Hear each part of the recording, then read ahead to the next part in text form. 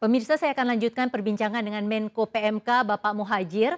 Namun selain Pak Muhadjir, saya juga nanti akan berbincang dengan Donna Agnesia, orang tua murid yang juga seorang artis tentang kesiapan orang tua dalam menghadapi new normal dalam bidang pendidikan.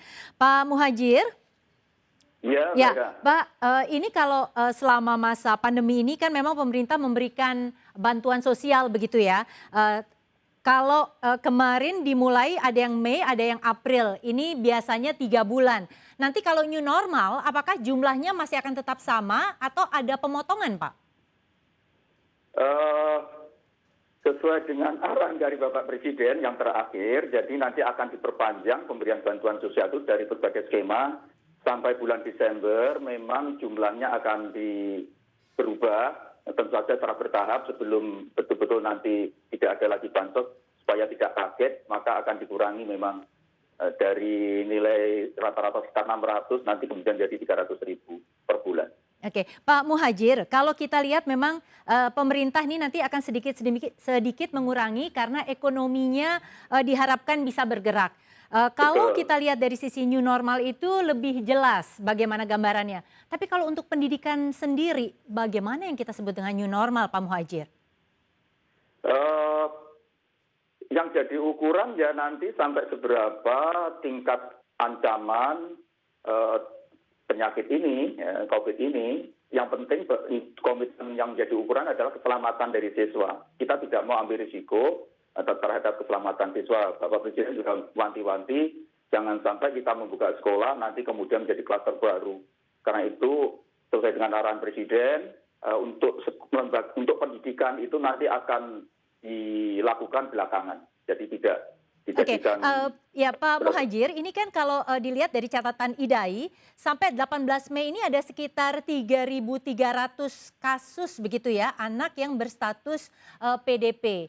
Nah, kalau melihat angka ini, bisakah lebih spesifik Pak, kira-kira bagaimana rencana pemerintah untuk dalam bidang pendidikan ini ke depannya?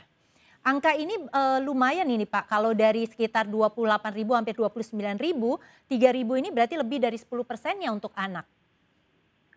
Itulah salah satu yang jadi pertimbangan kenapa kita tidak ambil risiko untuk segera membuka sekolah.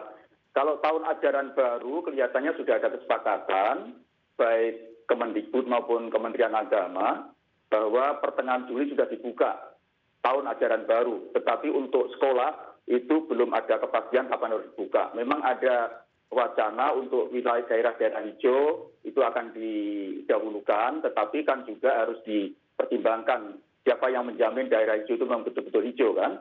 Karena itu kita pegangan kepada arahan Presiden aja bahwa kita akan betul-betul lebih mengutamakan keamanan siswa, keamanan santri, keamanan murid daripada keburu-buru untuk membuka sekolah atau madrasah atau pondok pesantren. Ya, kalau dari sisi sekolahnya sendiri Pak, madrasahnya sendiri, kesiapannya seperti apa ya? Sudah disiapkan protokolnya, jadi nanti ada protokol dan akan disiapkan sarana prasarananya, dan itulah merupakan salah satu masalah yang harus diatasi sebelum kita membuka lembaga-lembaga itu. Ya, Pak Muhadjir, kalau misalnya kita lihat sebenarnya pandemi ini menunjukkan betapa infrastruktur sekolah kita ini masih belum cukup kuat ya dan cukup modern begitu. Nah, kalau sistem online ini masih tetap dipakai, kira-kira akan bagaimana bantuan pemerintah supaya hasil atau output dari siswa-siswa ini, siswa Indonesia bisa memang mencapai seperti yang diharapkan?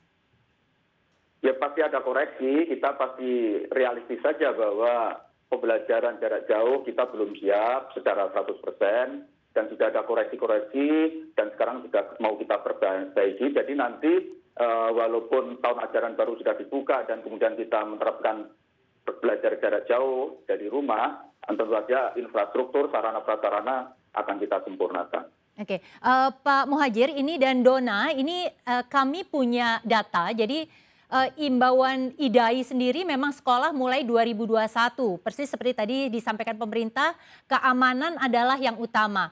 Di Finlandia, Perancis, Korea Selatan ini sekolah sempat buka, tapi kemudian tidak lama ditutup lagi karena muncul kasus baru dalam jumlah yang signifikan.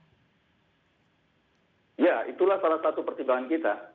Oke Pak, kalau misalnya ini di Indonesia ada kasus yang modelnya seperti ini ketika sekolah sudah dibuka, bagaimana mitigasinya Pak? Akan kita lihat skala kasusnya, kalau itu masih bisa dieliminasi ya yang ada kasus saja kita selesaikan. Tapi nanti kalau udah masif ya kita kita tutup lagi sekolah dan pondok maupun madrasah. Oke baik Pak Muhadjir, kalau begitu terima kasih untuk keterangannya dan memang ini harus disiplin dari kita semua untuk protokol kesehatan. Selamat Betul, Mbak malam Ira. Pak Muhadjir. Selamat malam. Ya, pemirsa saya masih punya seorang tamu lagi. Tadi saya sudah sampaikan ini adalah Donna Agnesia, ini orang tua murid yang juga artis. Bagaimana saat ini Donna itu menghadapi new normal dalam bidang pendidikan selaku orang tua. Ya, Donna ada 3 anak ya, Lionel, Diego, sama Kinesa. Sabrina. Oh Sabrina, oke. Nah, Iya. kalau misalnya sekarang Diego sama Sabrina 9 tahun, tapi Lionel itu 13 tahun. Artinya ini sudah harus pindah sekolah, betul ya Donna? Sekarang ini Leo yang paling besar usianya 13 tahun, kelas 7, mau akan naik kelas 8, sudah SMP. Sementara Diego dan Sabrina masih SD. Diego kelas 5, Sabrina kelas 3, Mbak Ira. Nah artinya kalau sekarang situasinya seperti ini, apa yang Donna harapkan sebenarnya dari pemerintah? Apakah memang sebaiknya belum dibuka atau justru ingin cepat dibuka karena kalau terus-terusan di rumah ini tentu ada kualitas sekolah begitu ya, kualitas pendidikan yang jadi berbeda.